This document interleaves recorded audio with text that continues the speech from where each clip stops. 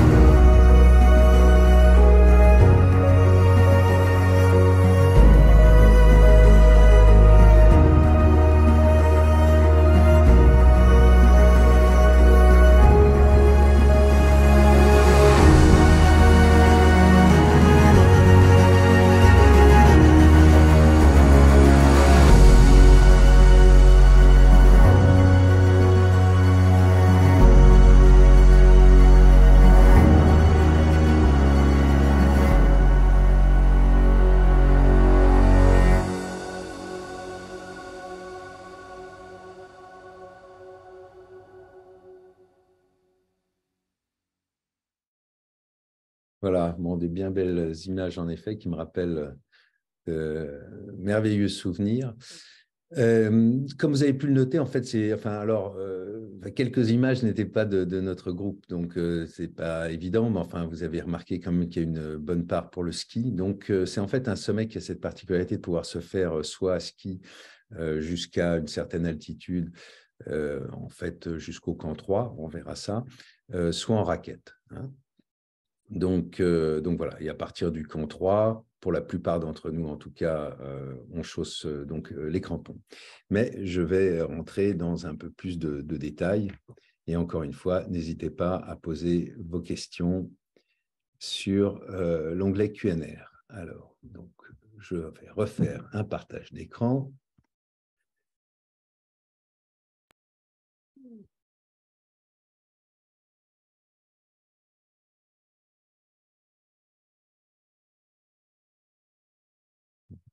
Voilà. Donc, le Denali, c'est 6190 mètres. Alors, quelqu'un lève la main, je vais quand même vérifier pour m'assurer qu'il n'y a pas de problème majeur. Donc, je vais arrêter le partage 2 secondes.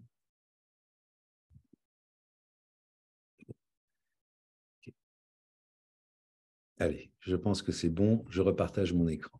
C'est parti. Donc, comme je le disais, c'est un sommet qui est à 6190 mètres. Et donc, la voie la plus classique est ce qu'on appelle la West Buttress, c'est-à-dire par le contrefort ouest. Et donc, c'est celle que l'on a prise. Donc, en fait, c'est un sommet qui est caractérisé par la nécessité d'être particulièrement autonome, à la fois évidemment en termes de qualité technique, mais surtout en termes de logistique. Et l'autre particularité de ce sommet, c'est que c'est un sommet donc boréal, c'est-à-dire qu'on est presque au cercle arctique avec deux particularités, enfin trois, on va dire, le froid potentiellement, des phénomènes météo liés aussi à la topologie du terrain qui en font un sommet qui peut être très très compliqué de ce point de vue-là. Une altitude réelle en fait à 6190 mètres qui est en décalage avec une altitude ressentie, puisqu'en fait, comme vous le savez peut-être, il y a plus de pression atmosphérique à l'équateur qu'au pôle. Et donc, plus on se rapproche des pôles, en fait, moins on a de pression atmosphérique, et donc on a, pour une altitude donnée, et donc moins on a de densité d'oxygène dans l'air. Ce qui fait qu'en termes de difficulté, on dit souvent que ça se compare à 7000 mètres. J'ai essayé de regarder s'il y avait des recherches, on va dire, scientifiques précises à ce sujet. Je n'en ai pas trouvé, mais voilà. Mais c'est ce qui est dit et je continue à chercher. Pourquoi pas lancer d'ailleurs une étude, ça ne va pas être très compliqué. Je pense que tous les spécialistes du climat et de la physique devraient quand même être capables de répondre plus précisément à cet équivalent altitude oxygène. Donc, je disais un sommet qui donc est boréal et qui nécessite une préparation donc, qui est assez complexe, à la fois au plan logistique, le choix des équipements collectifs, un peu moins individuels, on va dire individuel, c'est plus classique, et puis tout ce qui est évidemment les repas sur place et donc toute la liste de repas qu'il faut préparer pour être autonome sur place. Donc, cette autonomie fait qu'on a également un portage qui est très important, qu'une fois que la journée, on va dire, de travail physique ou d'ascension est terminée, ben, en général, il faut installer le camp. Il y a tout le travail de camp, faire chauffer de l'eau, etc. On va revenir là-dessus. Donc, en termes de préparation logistique, donc il y a des permis qui doivent être demandés, et ça, il ne faut pas se faire avoir là-dessus, c'est plus de 2 mois à l'avance. Sinon, on est tout simplement recalé. On demande donc ces permis auprès des rangers du parc Denali. Il faut s'occuper des vols de glaciers, donc entre Talkeetna, qui est la petite ville, ou le petit village, settlement, on dirait, de départ, et puis le glacier du Denali. Il faut aller en taxi aussi, évidemment, à Talkeetna ou par d'autres moyens de transport, mais le taxi, un gros taxi s'y prête assez bien. Il y a le sujet des excédents de bagages, on va revenir là-dessus. Et puis, il y a les achats qu'on emporte avec nous, et puis il y a ceux qu'on fait sur place. Et en fait, sur place, on va voir, il y a quand même relativement peu de choses. Donc, il faut quand même arriver assez préparé, donc avec des excédents de bagages qui sont quand même très, très importants. Donc, quand on arrive sur place, eh ben, on est accueilli chez les rangers qui vérifient le permis et qui nous font un petit brief à la fois de sécurité et puis également d'hygiène. Vous allez voir que c'est un sommet sur lequel on ne laisse aucune trace. Ça veut dire que bon, les petites commissions, on ne les met pas dans une bouteille, mais les grosses commissions sont toutes ramenées après donc à Talkeetna. Comme on peut le voir là, en 2022, il y avait quand même 1100 permis qui avaient été accordés. Et donc, à l'époque où cette photo a été prise, c'était à notre tour, donc début juin. Il y avait 470 personnes sur la montagne et 195 personnes avaient donc atteint le sommet. Sur ceux qui avaient terminé, c'est-à-dire les 304, c'est-à-dire à peu près les 2/3, ce qui est une statistique à peu près normale. Je pense que cette année, elle a dû être un peu meilleure que d'habitude, compte tenu de la météo, qui était donc, comme je disais, assez bonne. Il y a évidemment d'autres sommets dans cette chaîne Alaska que l'on peut faire, notamment le mont Foraker, mais vous voyez, il y avait 15 demandes de permis dessus. Alors ça, c'est les fameuses boîtes dans lesquelles on fait nos besoins. Donc on part, on était 4, on est parti avec 5 boîtes. Et en fait, contrairement à ce qu'on peut penser, c'est finalement assez pratique. Donc on dévisse le couvercle, il y a un sac plastique qu'on met là-dedans. Et heureusement, comme les températures sont quand même assez froides, il n'y a pas beaucoup d'odeur. Et l'idée, c'est qu'on va le voir également, et on voit des petites étiquettes là en bas. Il y a donc des caches que l'on fait au fur et à mesure, où on va laisser des équipements ou des boîtes à caca, si je puis dire, qu'on ne va pas monter avec nous en altitude. On ne monte que ce dont on a besoin, sachant qu'il y a quand même une obligation, qui est au camp 5, d'en avoir au moins une. Donc, c'est vérifié par les rangers quand on part du camp 4. Alors, en tout cas, ça peut l'être. Nous, on n'a pas été vérifié. Voilà. Donc, c'est ces petites boîtes. Et en fait, elles sont assez pratiques parce qu'elles sont évidemment solides. Et donc, on peut s'asseoir dessus et ce n'est pas désagréable du tout, plutôt que d'être accroupi. Ensuite, il y a donc tout ce qui est la préparation donc de l'équipement collectif et individuel. Donc, il faut penser à la vie collective. Du coup, on va prendre une tente messe, mais la plus légère possible. Nous, on avait opté pour tout ce qui était donc pour un tipi. Et puis, il y a des choses, effectivement, qu'il va falloir prévoir qui sont spécifiques au Denali. Bon, les poulkas, mais les poulkas que nous avons décidé de louer sur place, on le loue auprès de la compagnie d'avion qui nous dépose. Mais il va falloir creuser donc des caches, souvent des murs de protection pour protéger le camp des vents qui peuvent être très forts et très froids. Et donc, de ce fait, on a des pelles, on a un certain nombre d'équipements qui, en général, ne sont pas prévus sur d'autres expéditions. Et puis, comme vous l'avez compris, comme on porte tout, eh bien, il faut gérer la question du poids. Il faut savoir que nous, quand on est parti, nourriture comprise, on avait à peu près plus de 90 kilos par personne, quand même. Où acheter. Bon, on avait laissé, comme vous voyez ici d'ailleurs dans ma liste qui est derrière, des choses qu'on souhaitait acheter à Anchorage. Bien nous en a pris de faire assez peu d'emplettes à Anchorage parce qu'il y a quand même assez peu de choix. Donc 95%, que ce soit d'ailleurs pour les équipements ou pour la nourriture, doit être prévu avant de partir. Donc ça, c'est tous nos sacs et les skis. Je vous rassure, on n'a pas pris la brique en béton avec nous. Et donc là, on est à Talkeetna. Donc, la nourriture, ça a été aussi une grosse partie de la préparation pour avoir l'autonomie. Sur quelle durée? Ça dépend de la météo. Nous, on a pu réaliser notre expédition en 15 jours parce qu'il n'y a pas eu d'attente vraiment importante. On a dû juste gérer en fait notre acclimatation, mais on était parti avec 3 semaines de nourriture sur place.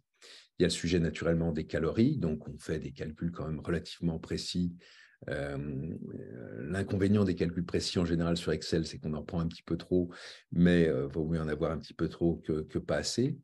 Il y a la question évidemment des goûts des uns et des autres, des allergies des uns et des autres, et puis du poids. En gros, il faut compter 1 kilo par personne et par jour. Et la question aussi d'acheter, heureusement, on avait acheté beaucoup de choses en Europe, parce qu'encore une fois, sur place, le choix est quand même extrêmement réduit. Et puis après, une fois qu'on est là-bas, donc on a acheté quelques salamis qui d'ailleurs nous ont fait du bien, des œufs qu'on a fait cuire pour avoir des œufs durs. Bref, on a quand même acheté des petites choses sur place. Et après, évidemment, on a packagé tout ça. Et puis, il faut organiser 20 jours d'expédition pour 4 personnes. Donc, on a préparé des sacs journaliers. En fait, il y avait un sac par tente. C'est ce qu'on a choisi comme organisation. Donc, il faut compter quand même une petite journée quand même pour faire toutes ces préparations donc de packaging et puis pour acheter les 3-4 choses qui nous manquent. Donc, quand on arrive en fait à Anchorage, puisqu'on rentre en Alaska par Anchorage, eh bien, il faut compter quand même 1 jour et demi pour se mettre en ordre de bataille pour partir vers Talkeetna. En termes de réalisation, elle est effectivement aléatoire. En gros, on a vu, c'était 2 tiers cette année probablement. En général, c'est plutôt une personne sur 2. Et ça, c'est beaucoup lié à la difficulté de la montagne, non pas la difficulté technique, mais ça reste haut, comme je le disais, mais surtout donc à la météo.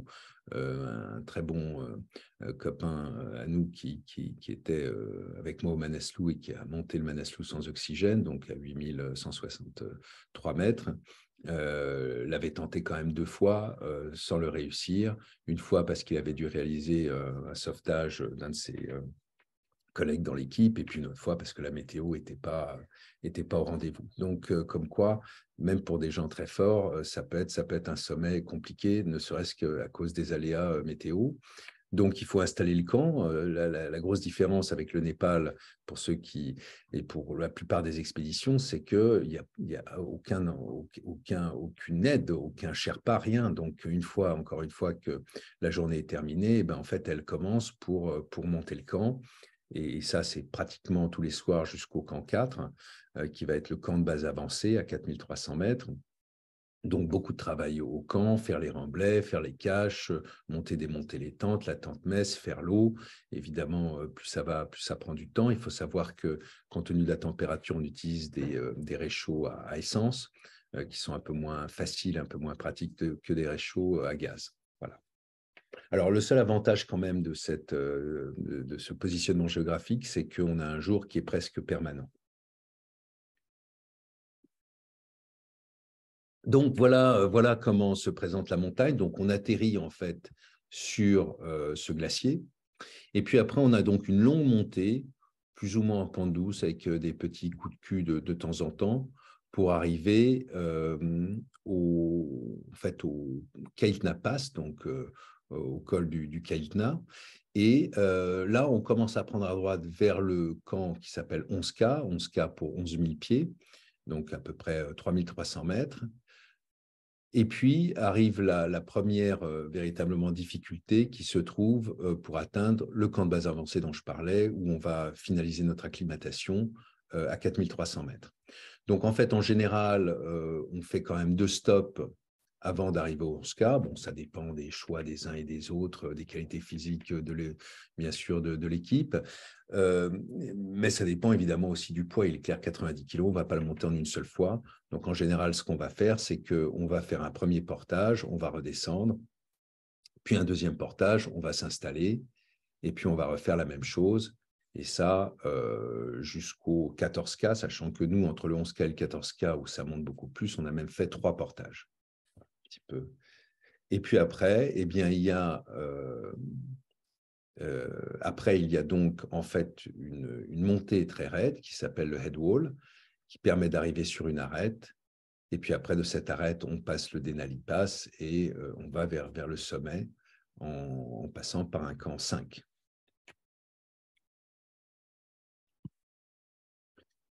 Donc ça, bah, c'est tout le matériel donc, que l'on va mettre dans l'avion. Voilà, on voit l'embarquement. Bon, c'est vraiment très bien fait, hein, la compagnie aérienne. On peut y laisser passeport, quelques objets précieux dans un coffre-fort. C'est eux qui nous louent les poulkas. Enfin, ils sont vraiment très, très bien organisés. C'est des petites compagnies. Hein. Voilà, et donc là, on arrive sur le glacier et donc on sort tous nos affaires pour aller poser notre premier camp. Donc, on voit ici la tente mess, petite poulka.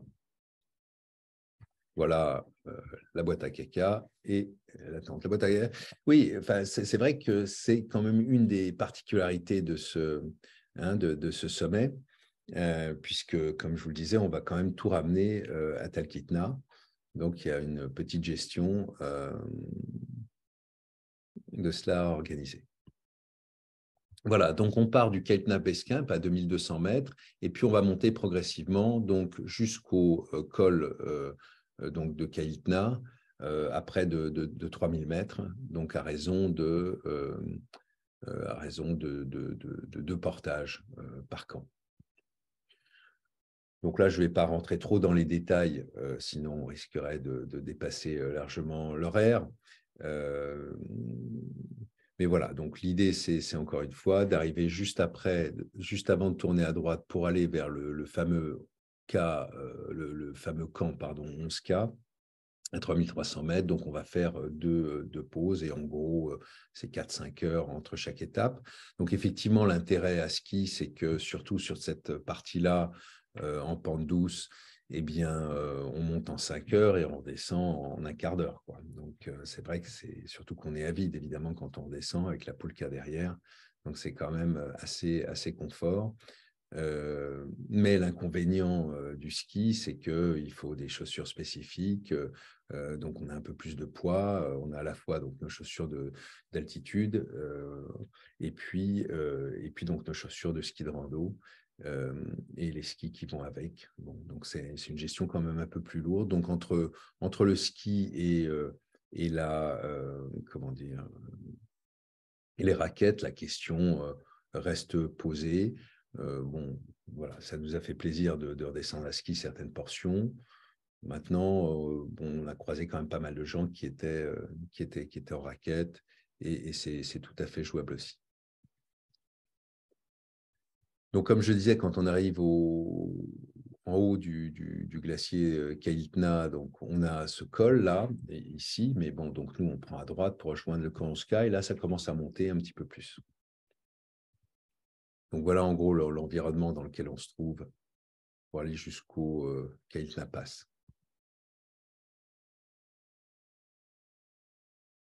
Donc une atmosphère quand même assez exceptionnelle qui effectivement est est un peu polaire, surtout avec les poulkas. Donc là, Clément qui est en train de creuser une cache. Donc voilà, on était 4, donc 2 tentes, hein, des V25 North Face et puis une tente tipi. Donc comme tente mess, et l'avantage c'est qu'elle est extrêmement légère. Hein. On a utilisé un petit bâton central qui est extrêmement léger pour la montée.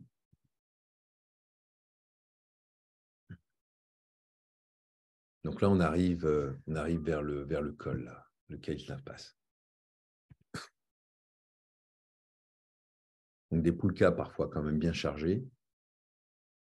Donc en gros, l'idée, c'est de porter, enfin ça dépend chacun d'entre nous, mais l'idée c'est d'avoir 10-15 kilos sur le dos et voire un peu moins, voire plutôt 10-12 d'ailleurs, et le reste dans la poulka. Donc comme il y a évidemment des équipements qu'il faut monter et redescendre, enfin c'est pas quand je dis 90 kilos, ça fait pas 45 kilos chaque fois. plutôt 50, 55. Donc, en gros, on va avoir 10-15 kilos sur le dos et 30, 40 dans la poulka. Donc, comme je disais, ce sont des brûleurs à essence qui sont un peu moins faciles quand même à manipuler. Et puis, avec une puissance qu'on a trouvé quand même relativement faible. Ça prenait pas mal de temps de faire chauffer l'eau. Et ça, typiquement, ce sont les caches. Voilà à quoi ça ressemble. Donc, on creuse un trou qui fait 2 mètres, en gros, de profondeur. Et pourquoi 2 mètres? Parce que sinon, les corbeaux, et en particulier, il faut savoir que dans cette partie de pente douce, eh bien, on est en cuvette et donc il peut faire quand même très chaud pendant la journée. C'est pour ça qu'il faut éviter de faire ces portions-là autour de midi. On va plutôt les faire en tout début de journée. Bon, comme je le disais, il fait jour entre 5 heures, 4 heures du matin et 1 heure du matin le lendemain. Hein. Donc, on a vraiment une plage, une amplitude horaire très importante pour notre progression. Et donc, voilà. Donc, je disais, voilà, un trou de 2 mètres. Et après, ce qu'il faut surtout, c'est mettre des piquets qui nous sont donnés aussi par la compagnie d'aviation, qui vont nous permettre évidemment de retrouver nos caches, même s'il neige, et parfois il neige beaucoup, quoi. Entre le moment où on laisse la cache ici vers, par exemple, au niveau du Caïtna Pass et le moment où on va y revenir, il peut se passer 2 à 3 semaines. Et donc, si jamais on n'a pas prévu comment dire, des piquets assez longs, eh ben, on ne retrouve rien. Et si on n'a pas creusé assez, eh ben, c'est les corbeaux qui vont déterrer tout.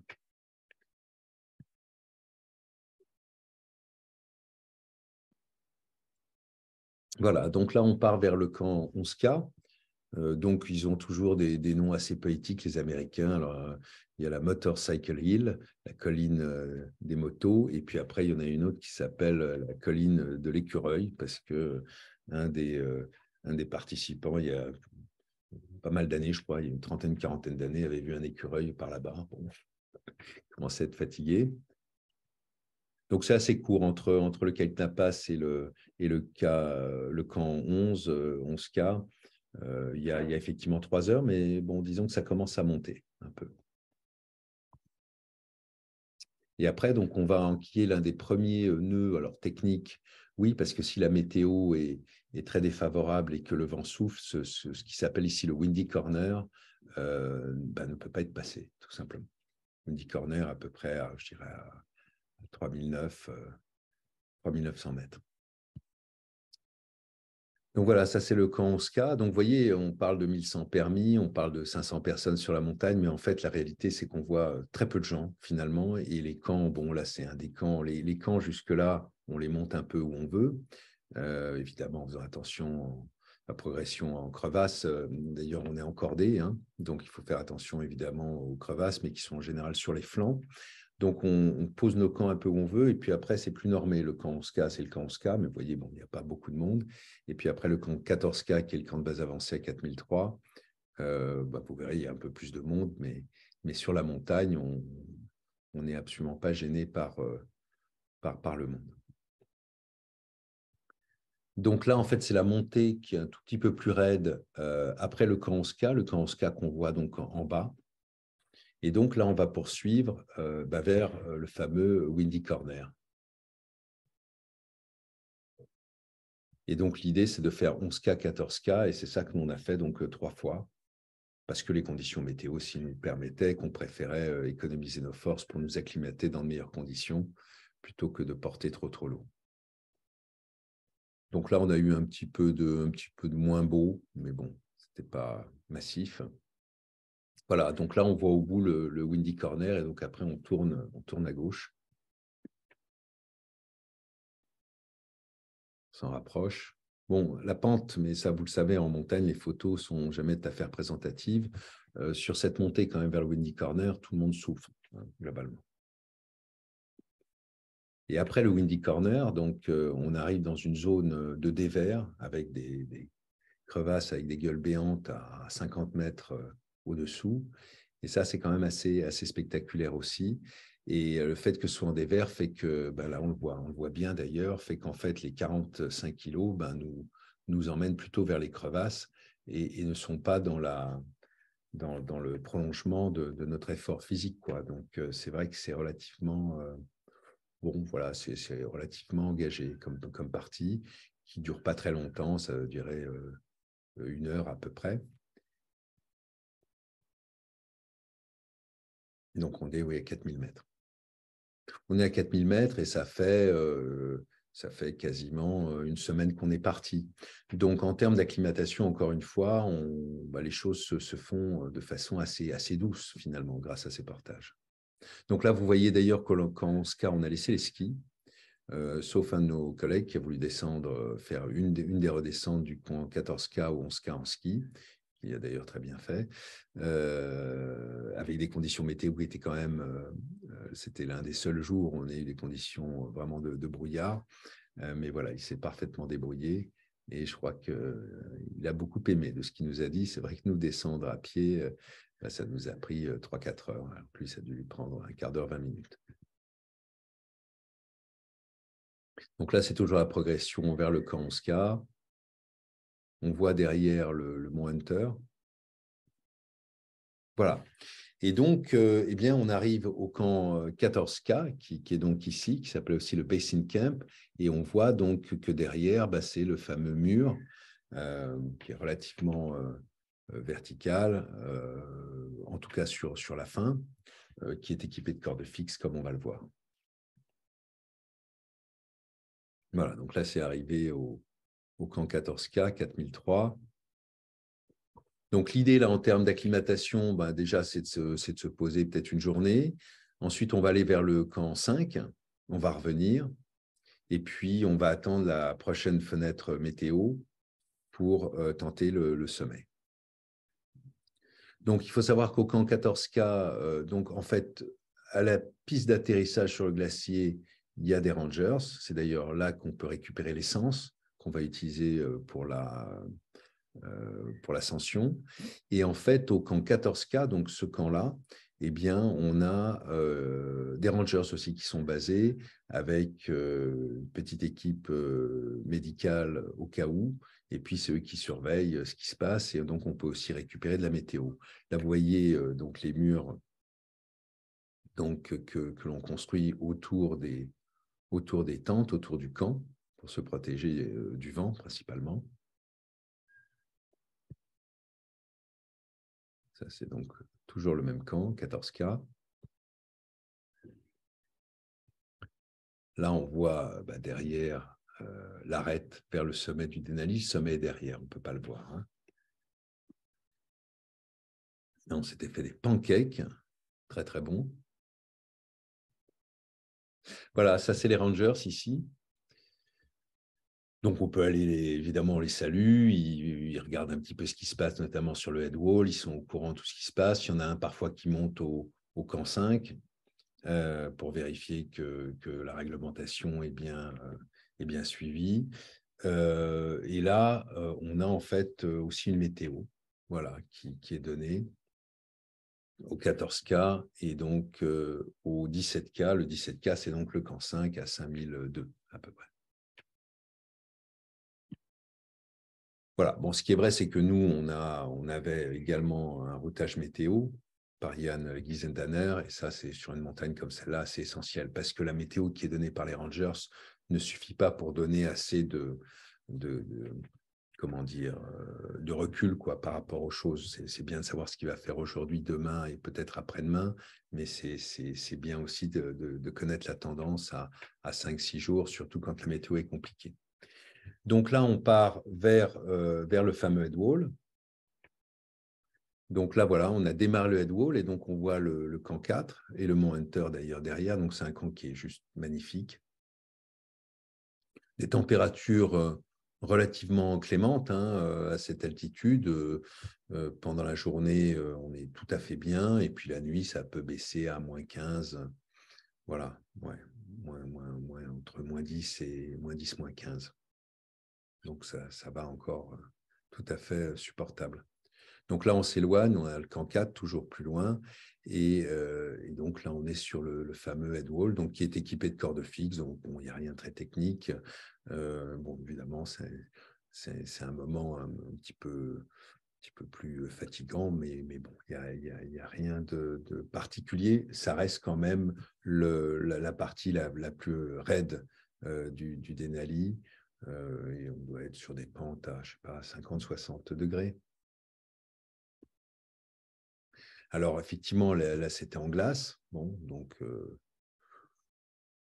faut avoir évidemment quand même un minimum d'autonomie sur ces sujets-là. Mais enfin, c'est quand même assez sécurisé. Bon, il n'en reste pas moins que devant nous, il y a un groupe d'ailleurs de Français du Sud qui était parti au camp 5 et qui, dans cette redescente, ont fait une mauvaise manip et ont quand même dégringolé la pente sur 200-300 mètres. Hein. Je crois qu'ils ont eu très chaud. Voilà, donc il faut quand même faire un petit peu attention. Et voilà, et donc on arrive en fait à 5000 mètres là, sur cette arête qui est très très belle.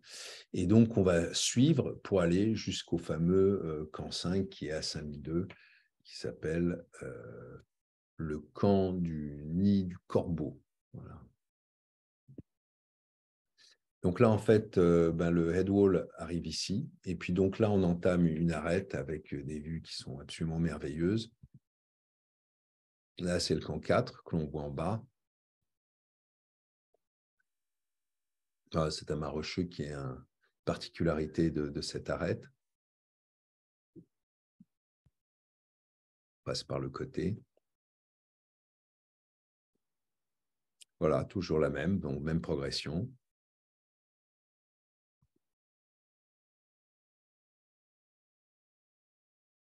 Donc là, on voit une photo où on est à la descente, mais ça permet d'avoir un point de vue toujours sur cette arête. Celle-là qui est quand même très spectaculaire.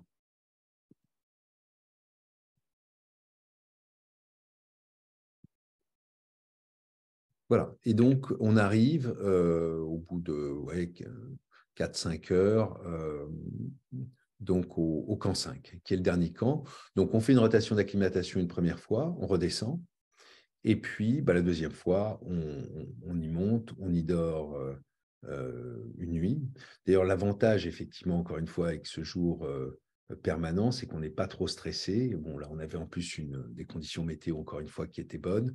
Et donc, on est parti, non pas à 3 heures du matin du camp 5 pour tenter le sommet, mais de mémoire vers 7-8 heures. Quoi. Donc, c'est quand même assez tranquille. On dort, en fait, assez bien sur cette expédition. Voilà, et donc comme vous voyez ici, en fait, après le camp 5, en fait, donc il y a ce Denali Pass, col du Denali, qui est voilà, un des points assez forts aussi de cette ascension. Donc il n'y a rien d'exceptionnel, mais voilà, bon, donc c'est une partie un peu plus raide. Et après, donc on repart ici avec certaines zones relativement plates, avec des endroits qui sont très très larges, pour finalement arriver sur l'arête du sommet sud. Donc ça, c'est le camp 5. Voilà. Donc là, évidemment, dans ces conditions, on se dit que c'est juste du bonheur, mais si les conditions météo se dégradent, il faut comprendre que le Denali est le seul sommet qui émerge véritablement de cette chaîne Alaska, et donc il se prend toutes les dépressions qui viennent du Pacifique, donc à l'ouest. Eh bien, dès que les conditions se dégradent, ici, c'est juste un enfer. Donc là, on voit en fait le camp 5, et puis on voit ici le col du Denali. Donc le camp 5 qui est particulièrement protégé. Donc il faut des scies à neige, il faut savoir faire des igloos. Bon, même si les murs restent relativement limités en termes de hauteur, on ne va pas jusqu'au igloo, mais enfin bon, c'est quand même pas mal de boulot, quoi, quand on y pense bien. Alors ce qui se passe, c'est qu'en fait, on fait comme le coucou, c'est-à-dire qu'évidemment, on profite des expéditions qui sont parties pour récupérer des bouts de mur. À la limite, parfois, il faut en remettre un petit peu, mais Enfin, en tout cas, pour nous, on n'est jamais on n'est pas jamais parti de zéro. Voilà, donc le Denali passe. Et après, donc, Football Field, qui est effectivement un endroit particulièrement plat et particulièrement large avant d'entamer l'ascension du Denali. Et d'ailleurs, en fait, on part plus à gauche. Enfin, nous, on partait plus à gauche, plus à gauche pour monter comme ça vers le sommet. Donc ça, c'est le Denali Pass.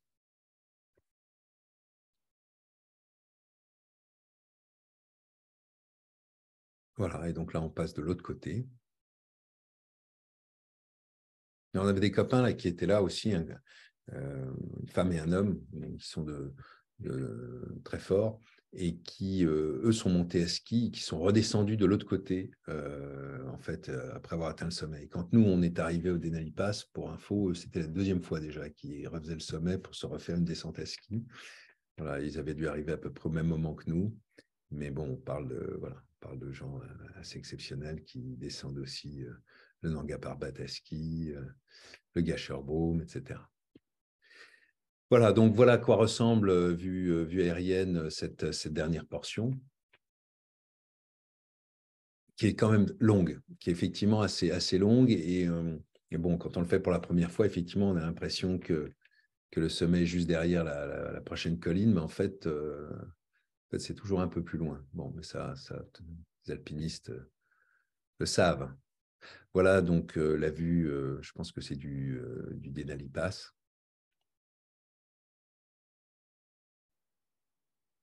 Donc là, on est entre 5100, entre 5000 et 6000 mètres. Ce qui est probablement entre équivalent de 6000 à 7000 mètres, comme je disais. Ça, c'est le Denali Pass aussi.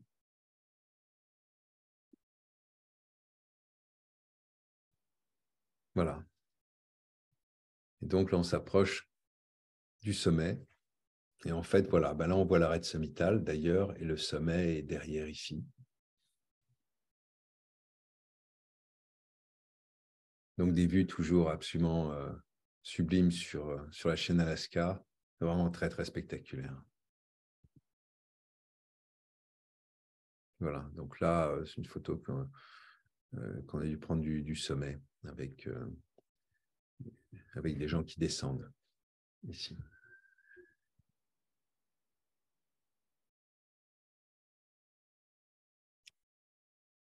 Et voilà. Et donc, quand on arrive au sommet, ben, il y a cette espèce de marqueur, voilà, qu'il a un peu usé, on ne voit pas grand-chose. Mais le voilà. Et puis après, ben, il y a la descente. Et à la descente, l'un des gros risques de la descente sur le Denali, vous avez vu quand même, c'est relativement plat, mais dès qu'on arrive au bout, évidemment, des plateaux, eh bien, là, pour le coup, c'est à pic. Et donc, malheureusement, il arrive que des personnes se perdent parce que la météo change et qu'un brouillard monte ou se crée. Et à partir de là, on peut assez vite se perdre son chemin. Voilà, se faire prendre évidemment par le mauvais temps, mais ça, bon, avec les prévisions météo qu'on a de nos jours, bah, il faut être prudent, bien sûr. Bon, après, il y a des endroits de chute. Bon, dans les bouquins descriptifs, ils parlent du Denali Pass, mais bon, là, voilà, pour des alpinistes à peu près aguerris, ça ne présente pas de difficulté. Voilà, et donc, il faut compter à peu près une bonne dizaine d'heures aller-retour. Voilà, ça, c'est notre copain Zeb qui descend même à ski. Voilà, écoutez, bah, voilà ce que je voulais vous raconter. J'espère que mon partage d'écran a fonctionné. Toujours des doutes parce que je n'ai pas de retour malheureusement de mon côté. Est-ce que voilà, est-ce que ça appelle des questions de votre part? Est-ce que vous pouvez d'ailleurs poser vos questions, j'espère?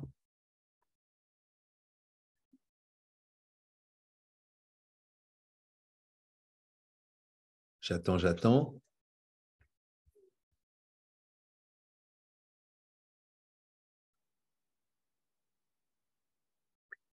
Oui, alors comme je le disais, la question, voilà, la question ski, ski ou raquette, c'est selon. Bon, l'avantage des raquettes, c'est évidemment que on porte moins de poids parce qu'on n'a pas d'équipement spécifique au ski.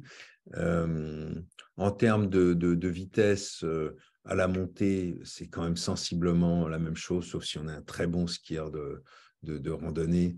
Mais sinon, c'est quand même sensiblement la même chose. Bon, évidemment, à la descente, c'est moins bien, mais il faut noter que nous, on est redescendu directement du camp 4, donc après le sommet du camp 4 à la piste donc sur le glacier, et qu'on est parti à quoi? On a dû partir à 9 heures, et que pour ma part, je suis arrivé à 23 heures, et que comme on était début juin, la cuvette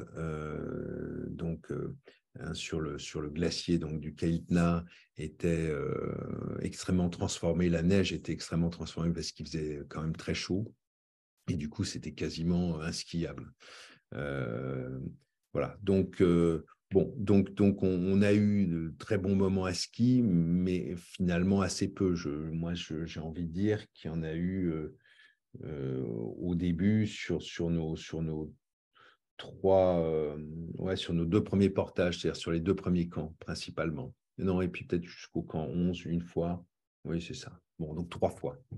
3 fois, on s'est fait plaisir. Est-ce que le jeu en vaut la chandelle? La question peut être posée. Mais ce serait à refaire, je pense que je le referai quand même de la même façon. Alors, je vois quelques questions. Ah, merci Monique. Bravo, très intéressant, même si je sais que je n'irai jamais. Et pourquoi n'iriez-vous jamais? On en reparle. La discussion est désactivée. D'accord. Bon. Par rapport aux autres montées que tu as faites, comment était celle-là? Alors, c'est certainement un des sommets les plus difficiles physiquement que j'ai réalisé. J'en ai pas fait beaucoup non plus, mais c'est vrai que en comparaison avec le Manaslu, donc que j'ai eu la chance de gravir il y a un peu plus d'1 an maintenant, la grosse différence, c'est que dans une organisation népalaise, on ne pense qu'à soi. Bon, même si moi j'avais un rôle un peu particulier dans Manaslu, puisque on était un peu un co-chef d'expédition, mais donc il fallait un peu s'occuper des autres tout de même. Mais c'est mentalement, c'est psychologiquement. Après, toute la logistique, le montage des tentes, les repas, tout est pris en charge. Donc ça fait une grosse différence. La grosse différence, évidemment, c'est le portage aussi. Donc, ça veut dire que quand même, quand on a 90-95 kilos, eh bien, il y a quand même des efforts qui sont très importants auxquels on n'est pas nécessairement habitué sur les autres sommets. Et moi, je suis revenu, j'avais relativement mal au genou, et c'est passé au bout d'un mois, 1 mois et demi, quoi. Mais enfin, je suis revenu, j'étais heureux, mais fatigué.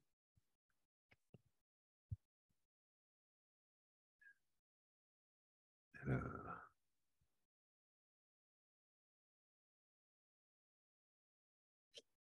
Ça donne vraiment envie de découvrir l'Alaska, mais avec moins de difficultés techniques. Est-ce que tu en proposes? Oui, oui, bien sûr. Alors, on propose l'Alaska aussi sans ascension. L'Alaska, ils appellent ça, les Américains, The Last Frontier, mais c'est vrai que ça résume quand même bien l'endroit. Il faut savoir qu'il y a très peu de routes. Donc, en fait, tous les déplacements se font quasiment en petit avion, en taxi-brousse. Et c'est vrai qu'on a une impression vraiment de lieu sauvage où la rencontre avec un ours est possible sans mettre plus loin. Euh, Moi, j'avais fait justement un trip le long de la côte vers Katmai, justement à la recherche des ours. Alors, ça demande quand même une grosse logistique parce que quand on est à pied là-bas, là, il y a beaucoup de portage aussi. Je me souviens qu'on était avec quatre personnes quatre Américains qui étaient là pour nous quatre. Parce qu'il faut prendre des clôtures électriques et puis des espèces de jerrycans dans lesquels on va mettre la nourriture pour ne pas attirer les ours. Bref, il y a toute une logistique assez complexe autour de ça. Donc, c'est vraiment un pays de la logistique. Ce qui se passe sur cette montagne est vrai aussi pour le reste. Alors après, bon, donc on peut aussi se faire un road trip. Voilà, sur les quelques routes que propose l'Alaska. Bon, les paysages sont merveilleux. C'est vrai que c'est une destination qui est, compte tenu de la logistique qu'il faut mettre en place, qui est quand même relativement onéreuse. Mais Isabelle, tu peux regarder sur notre site, on doit avoir une ou deux propositions. Voilà, et c'est effectivement une des zones les plus incroyables qui soit, de par le côté justement sauvage. Il y a très, très peu de monde. Quel était l'état de la neige? Alors, l'état de la neige, quand on est arrivé, nous, on est arrivé le 14 mai et on a atterri sur le glacier peut-être le 17 ou quelque chose comme ça. Les conditions de neige étaient parfaites. C'est pour ça que je disais que les retours en ski des premiers portages étaient très agréables. Mais après, nous, on est monté donc, au camp de base avancé, au camp 4, et on y est resté 8-10 jours jusqu'à la redescente. Et ben, dans ce laps de temps, le mois de mai avançant, juin arrivant, eh bien, il a commencé à faire de plus en plus chaud. Vous avez vu les conditions météo, j'en ai parlé. Et donc là, la neige a commencé à être très, très difficile. Et effectivement, en milieu de journée, enfin, jusqu'à 16-17 heures, quasiment impraticable, beaucoup d'eau. Ouais, donc assez compliqué. Alors, dure, je pense que ce que Dominique, vous voyez, c'est que elle est dure, elle était en glace sur le fameux headwall. Mais sinon, globalement, elle était quand même de très bonne qualité, au-dessus de 4003. Ce headwall, oui, parce que c'est plus raide, il a assez peu neigé, et donc du coup, c'était effectivement en glace. Donc oui, il a très peu neigé. Il a neigé, je sais pas, enfin, quelques centimètres. Enfin, en tout cas, c'est ce qu'on a vu, parce qu'il a peut-être neigé quand même plus bas quand on était, nous, en haut, mais en tout cas, en haut, il a quasiment pas neigé. Alors, Vincent qui nous demande s'il faut de l'expérience pour utiliser une Poulka. Non, mais c'est sûr que quand on en a, je pense qu'en termes de musculation, notamment du dos, des lombaires et tout, enfin, quand on a peu d'expérience, vaut mieux être quand même plutôt léger. Voilà. Maintenant, c'est vrai que la Poulka, c'est vraiment une expérience des terres polaires.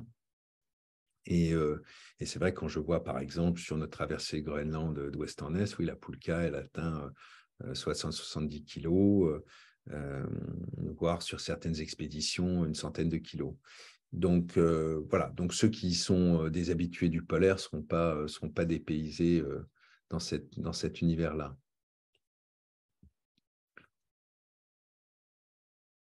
Alors oui, la descente. Alors la descente, c'est très compliqué parce que la descente, donc là, pour le coup, quand on est revenu, on devait avoir allé peut-être 70 kilos sur la Poulka. Là, on a décidé de descendre d'une seule traite du camp 4.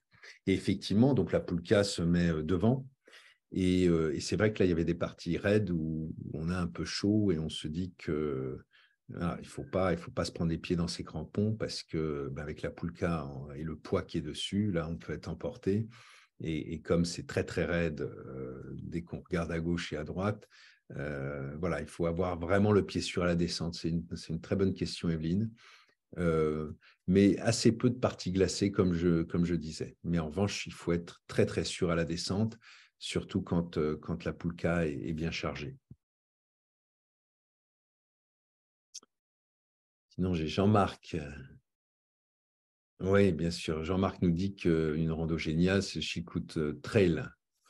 Voilà, alors Chilkoot Trail qui est effectivement plus bas en Alaska, mais qui effectivement, ouais, c'est une très très belle rando. Sinon, bon, il y a des glaciers partout. Enfin, c'est incroyable quand on survole l'Alaska, enfin, ou des petites parties de l'Alaska, tout est tellement. On a l'impression que tout est vierge et que tout est à découvrir. Et du coup, la faune, et en particulier les ours, sont incroyablement présents. C'est vraiment seigneur des lieux.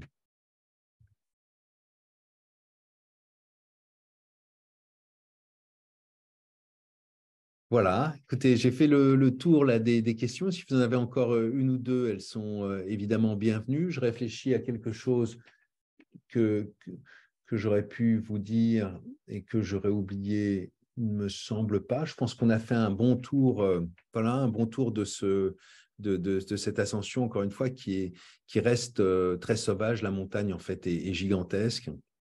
Et donc, cette autonomie donne vraiment, l'Américain, une espèce de feel good. On a vraiment l'impression, effectivement, quand on est sur cette montagne, voilà, d'être en prise avec les éléments. Il faut trouver des solutions, comme je disais, des solutions de portage. Il faut garder l'énergie aussi pour les fins de journée, parce qu'encore une fois, quand on arrive au camp, ben, le camp, il est à faire, quoi.